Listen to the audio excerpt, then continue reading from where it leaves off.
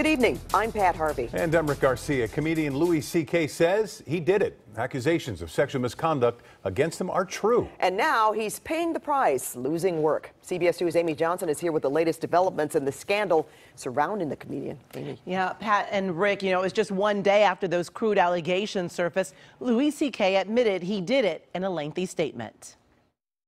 Louis C.K. says he's been remorseful of his actions and he's tried to learn from them. It was a non-apology apology. He didn't say he was sorry. Melissa Silverstein is talking about Louis C.K. admitting to allegations of inappropriate sexual behavior. Silverstein is the founder of Women in Hollywood. She Skyped with us soon after his admission. But remember, up until yesterday, he was about to release a movie where the male lead character in the 60s sleeps with a 16-year-old girl. Everybody knew about these rumors, just like they knew about the Weinstein rumors, and people laughed them off. 5 women accused the actor and comedian of inappropriate sexual behavior in a New York Times expose released yesterday. They were in complete shock. Louis C.K. is now one of the biggest names in comedy, and so they felt like they weren't really sure if they could speak out or say anything. China. The New York premiere of his new movie, I Love You, Daddy, was canceled later that night.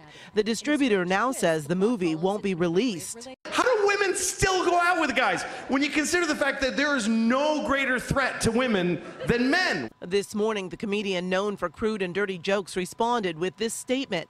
At the time, I said to myself that what I did was okay because I never showed a woman my private parts without asking first. But what I learned later in life, too late, is that when you have power over another person, asking them to look at your private parts isn't a question. It's a predicament for them.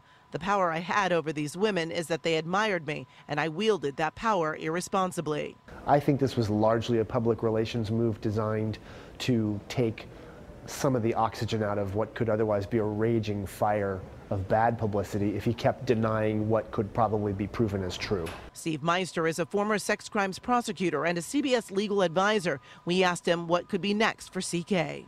Criminally, probably nothing, because I'm guessing the statutes of limitation would have already run on what would be a misdemeanor indecent exposure.